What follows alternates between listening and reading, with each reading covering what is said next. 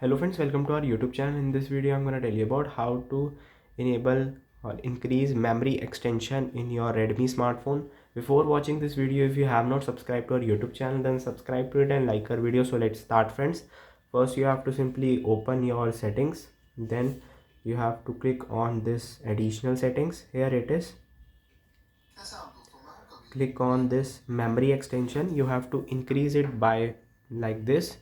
Click on it and then you have to click on this reboot and it will increase the storage. Let's see if it is not. Let's check. You have to wait for 1 to 2 minutes. And friends, now it is open. Let's see if the RAM is increased or not. Go to the settings. Here it is, additional settings. Scroll down, you will see memory extension. Tap on it. Here it is, 4 GB is increased. I hope you like this video. If you like this video, then subscribe to our YouTube channel for more helpful tips and tricks videos. See you next time.